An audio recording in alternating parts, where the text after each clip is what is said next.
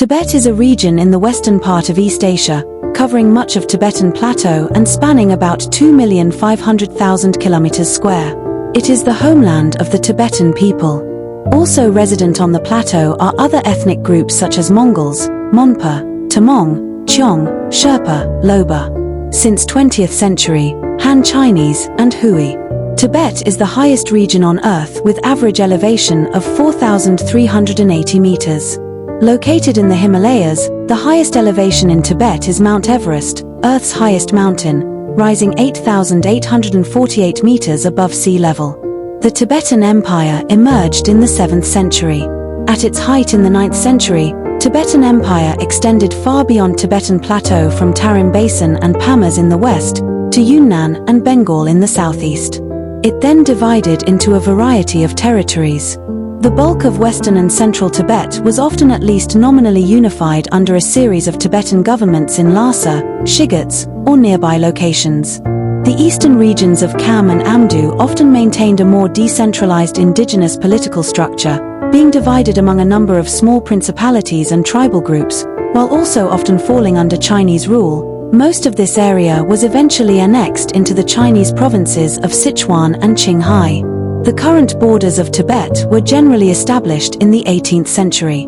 Following Xinhai Revolution against Qing dynasty in 1912, Qing soldiers were disarmed and escorted out of Yuzhang, but it has been constitutionally claimed by the Republic of China as the Tibet area. The 13th Dalai Lama declared the region's independence in 1913, although it was neither recognized by the Chinese Republican government nor any foreign power. Lhasa later took control of western Xikang as well.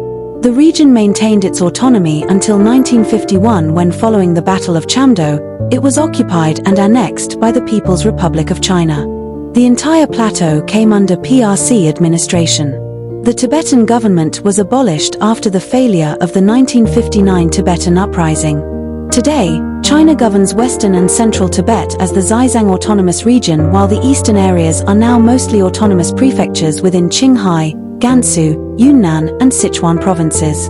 The Tibetan independence movement is principally led by the Tibetan diaspora. The dominant religion in Tibet is Tibetan Buddhism. Other religions include Bon, an indigenous religion similar to Tibetan Buddhism, Islam, and Christianity. Tibetan Buddhism is a primary influence on the art, music, and festivals of the region. Tibetan architecture reflects Chinese and Indian influences.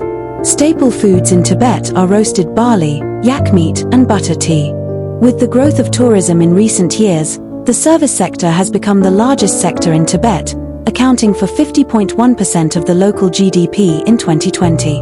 Linguists generally classify Tibetan language as Tibeto-Burman language of Sino-Tibetan language family, although the boundaries between Tibetan and certain other Himalayan languages can be unclear. The language has numerous regional dialects which are generally not mutually intelligible. It is employed throughout the Tibetan Plateau and Bhutan and is also spoken in parts of Nepal and northern India such as Sikkim. The Tibetan language has its own script which it shares with Ladakhi and Dzongkha, and which is derived from the ancient Indian BRA with Macron HM script. The first Tibetan English dictionary and grammar book was written by Alexander Soma de Krs in 1834. All of modern China, including Tibet, is considered a part of East Asia. Historically, some European sources also considered parts of Tibet to lie in Central Asia. Tibet is west of Central China Plain. In China, Tibet is regarded as part of XB, Western China. Tibet has some of the world's tallest mountains, with several of them making the top 10 list. Mount Everest, located on the border with Nepal, is at 8,848.86 meters, the highest mountain on Earth. Several major rivers have their source in Tibetan Plateau, mostly in present-day Qinghai province. These include Yangtze, Yellow River, Indus River, Mekong, Ganges, Salween, and the Yarlung Zangpo River, Brahmaputra River.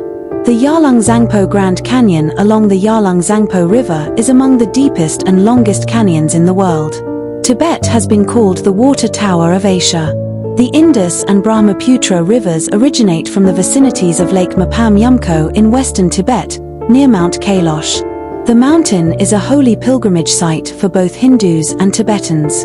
The Hindus consider the mountain to be the abode of Lord Shiva. The Tibetan name for Mount Kailash is Kang Rinpoche. Tibet has numerous high-altitude lakes referred to in Tibetan as Tso or Company.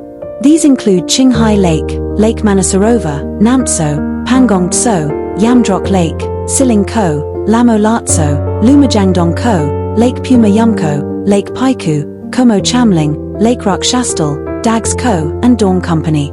The Qinghai Lake, Koko Nor, is the largest lake in the People's Republic of China. The climate is severely dry 9 months of the year, and average annual snowfall is only 46 centimeters, due to the rain shadow effect. Western passes receive small amounts of fresh snow each year but remain traversable all year round. Low temperatures are prevalent throughout these western regions, where bleak desolation is unrelieved by any vegetation bigger than a low bush, and where the wind sweeps unchecked across vast expanses of arid plain. The Indian monsoon exerts some influence on eastern Tibet. Northern Tibet is subject to high temperatures in the summer and intense cold in the winter. Sus scrofa expanded from its origin in Southeast Asia into the plateau, acquiring and fixing adaptive alleles for the high-altitude environment. The forests of Tibet are home to black bears, red pandas, musk deer, barking deer, and squirrels. Monkeys such as rhesus macaques and langurs live in the warmer forest zones. Tibetan antelopes, gazelles, and kiangs gaze on the grasslands of the Tibetan plateau. There are more than 500 bird species in Tibet. Because of the high altitude and harsh climate, there are few insects in Tibet. Snow leopards are hunted for their fur, and the eggs of black-necked cranes have been collected as a delicacy food. There are over 800 settlements in Tibet. Lhasa is Tibet's traditional capital and the capital of Tibet Autonomous Region. It contains 2 World Heritage Sites, the Potala Palace and Norbulinka, which were the residences of the Dalai Lama. Lhasa contains a number of significant temples and monasteries, including Jokang and Ramosh Temple. Shigatse is the second largest city in the Tibet AR, west of Lhasa. Gyantse and Kamdo are also amongst the largest. Other cities and towns in cultural Tibet include Shikwanhe, Gar, Nagchu, Bamda, Rutog, Ningchi, Nedong, Kokon, Barkam, Sagya, Gyantse, Pelba, Lhasa, and Tingri. In Sichuan, Kangding, Dartsado. In Qinghai, Jayakundo, Yushu, Machen, and Golmud. In India, Torang, Leh, and Gangtok. And in Pakistan, Skardu, Karmang, and Kaplu. The Tibetan economy is dominated by subsistence agriculture. Due to limited arable land, the primary occupation of the Tibetan plateau is raising livestock, such as sheep, cattle, goats, camels, yaks, dizo, and horses. The main crops grown are barley, wheat, buckwheat, rye, potatoes, and assorted fruits and vegetables.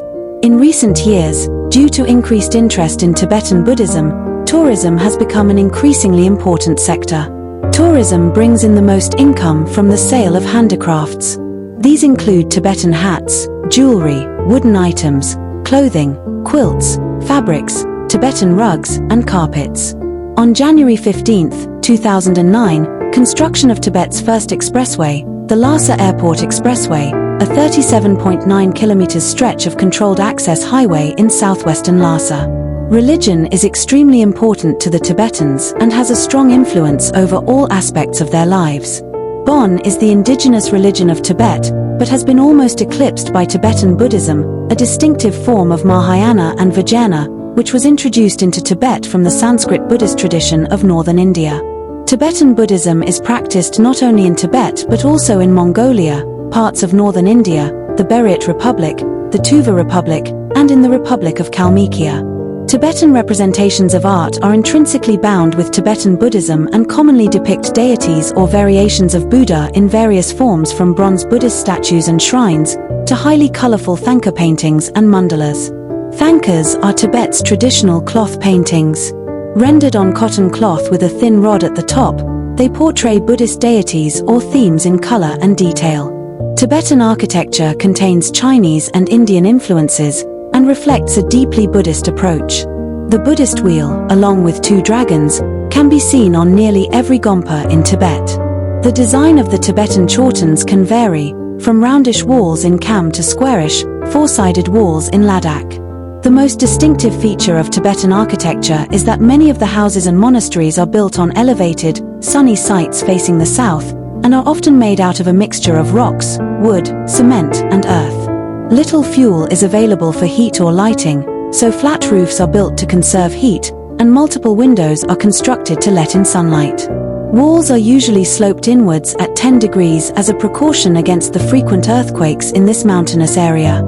Standing at 117 meters in height and 360 meters in width, the Potala Palace is the most important example of Tibetan architecture. Formerly the residence of the Dalai Lama, it contains over 1,000 rooms within 13 stories and houses portraits of the past Dalai Lamas and statues of the Buddha. It is divided between the outer White Palace, which serves as the administrative quarters, and the inner Red Quarters, which houses the assembly hall of the Lamas, chapels, 10,000 shrines, and a vast library of Buddhist scriptures. The Potala Palace is a World Heritage Site, as is Norbulinka, the former summer residence of the Dalai Lama. The music of Tibet reflects the cultural heritage of the Trans-Himalayan region, centered in Tibet but also known wherever ethnic Tibetan groups are found in India, Bhutan, Nepal, and further abroad. First and foremost, Tibetan music is religious music, reflecting the profound influence of Tibetan Buddhism on the culture. Tibetan music often involves chanting in Tibetan or Sanskrit as an integral part of the religion. These chants are complex, often recitations of sacred texts or in celebration of various festivals. Yang chanting, performed without metrical timing, is accompanied by resonant drums and low, sustained syllables. Other styles include those unique to the various schools of Tibetan Buddhism, such as the classical music of the popular Gelugpa school and the romantic music of the Nyingmapa, Sakyapa, and Kargyupa schools. Nangma dance music is especially popular in the karaoke bars of the urban center of Tibet, Lhasa. Another form of popular music is the classical Ga style, which is performed at rituals and ceremonies. Lu are a type of songs that feature glottal vibrations and high pitches. There are also epic bards who sing of Gesar, who is a hero to ethnic Tibetans. Tibet has various festivals, many for worshipping the Buddha, that take place throughout the year. Lhasa is the Tibetan New Year festival. Preparations for the festive event are manifested by special offerings to family shrine deities, painted doors with religious symbols, and other painstaking jobs done to prepare for the event. Tibetans eat guthuk, barley noodle soup with filling, on New Year's Eve with their families. The Monlam Prayer festival follows it in the first month of the Tibetan calendar, falling between the 4th and the 11th days of the first Tibetan month. It involves dancing and participating in sports events, as well as sharing picnics. The event was established in 1049 by Tsongkhapa, the founder of the Dalai Lama and the Panchen Lama's order. The most important crop in Tibet is barley, and dough made from barley flour called tsampa, and is the staple food of Tibet. This is either rolled into noodles or made into steamed dumplings called momos. Meat dishes are likely to be yak, goat, or mutton, often dried, or cooked into a spicy stew with potatoes. Mustard seed is cultivated in Tibet, and therefore features heavily in its cuisine. Yak yogurt, butter, and cheese are frequently eaten, and well-prepared yogurt is considered something of a prestige item. Butter tea is a very popular drink. Humans inhabited the Tibetan plateau at least 21,000 years ago. This population was largely replaced around 3000 BP by Neolithic immigrants from northern China, but there is a partial genetic continuity between the Paleolithic inhabitants and contemporary Tibetan populations.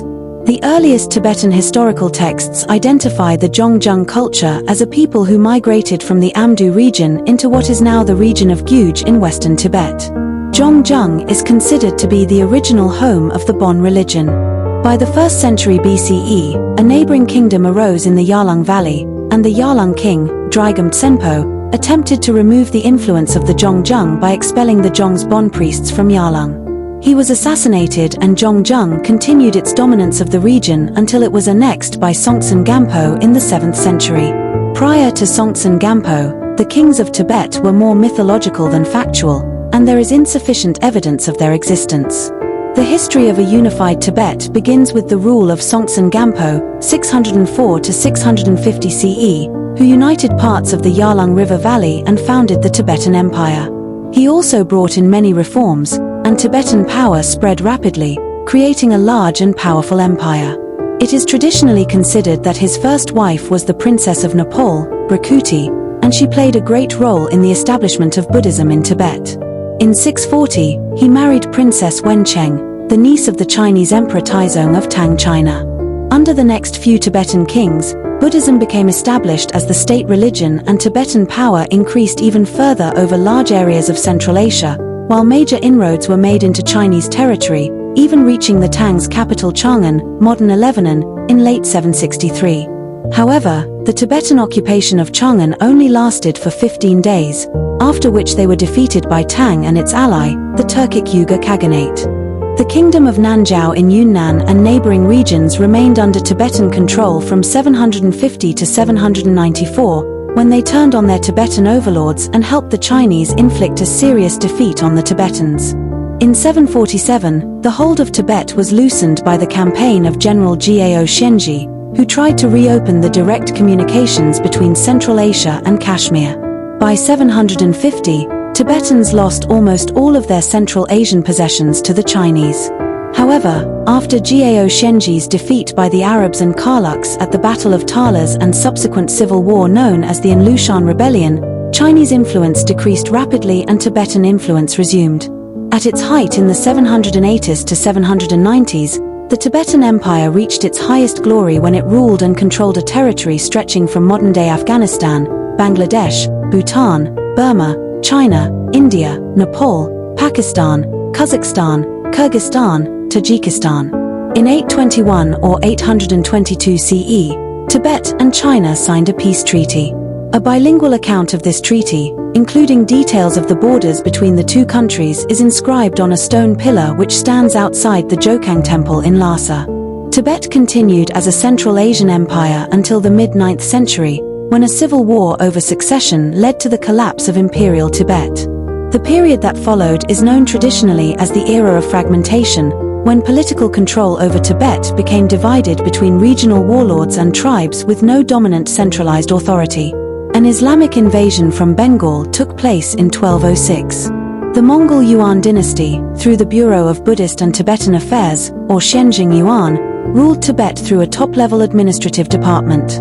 One of the department's purposes was to select a Dpon Chen, Great Administrator, usually appointed by the Lama and confirmed by the Mongol Emperor in Beijing. The Sakya Lama retained a degree of autonomy, acting as the political authority of the region, while the Dpon Chen held administrative and military power. Mongol rule of Tibet remained separate from the main provinces of China, but the region existed under the administration of the Yuan dynasty. If the Sakya Lama ever came into conflict with the Dpon Chen had the authority to send Chinese troops into the region. Tibet retained nominal power over religious and regional political affairs, while the Mongols managed a structural and administrative rule over the region, reinforced by the rare military intervention. This existed as a diarchic structure under the Yuan Emperor, with power primarily in favor of the Mongols. Mongolian Prince Kudin gained temporal power in Tibet in the 1240s and sponsored Sakya Pandita, whose seat became the capital of Tibet. Drogon Chogyal Phagpa, Sakya Pandita's nephew, became imperial preceptor of Kublai Khan, founder of the Yuan dynasty. Yuan control over the region ended with the Ming overthrow of the Yuan and Tai Sichu Changchub Jaltsen's revolt against the Mongols. Following the uprising, Tai Sichu Changchub Jaltsen founded the Phagmadrupa dynasty and sought to reduce Yuan influences over Tibetan culture and politics. Between 1346 and 1354, Tai Sichu Changchub Jaltsen toppled the Sakya and founded the Phagmadrupa dynasty.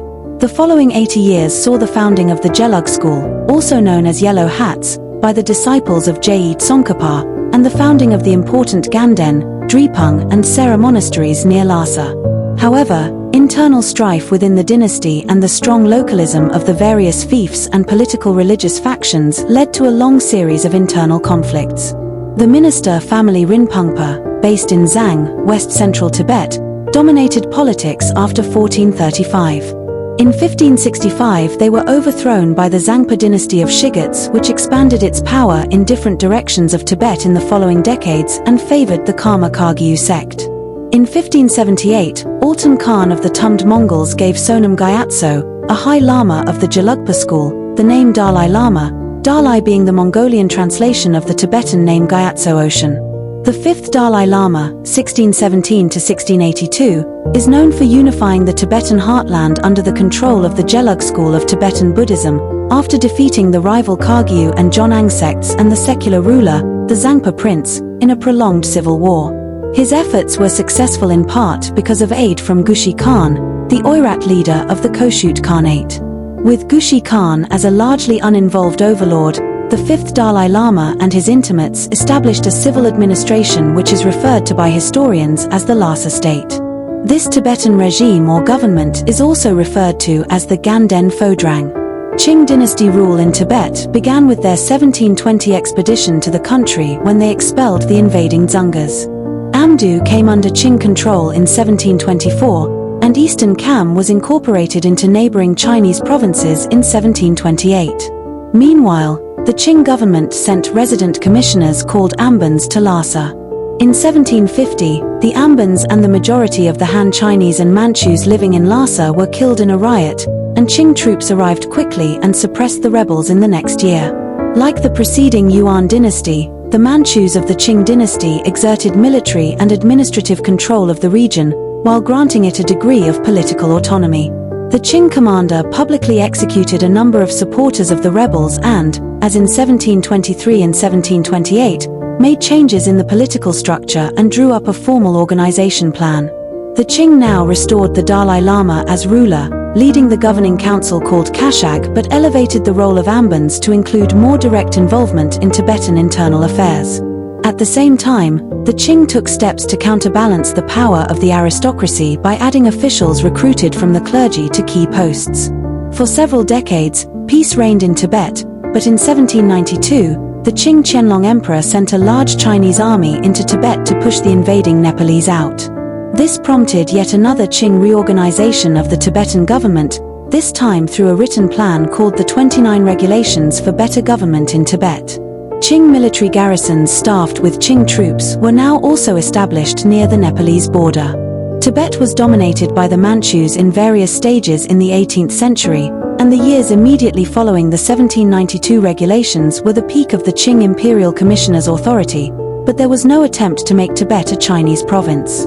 In 1834, the Sikh Empire invaded and annexed Ladakh, a culturally Tibetan region that was an independent kingdom at the time. 7 years later, a Sikh army led by General Zorawar Singh invaded western Tibet from Ladakh, starting the Sino-Sikh War. A Qing Tibetan army repelled the invaders but was in turn defeated when it chased the Sikhs into Ladakh. The war ended with the signing of the Treaty of Chushul between the Chinese and Sikh empires.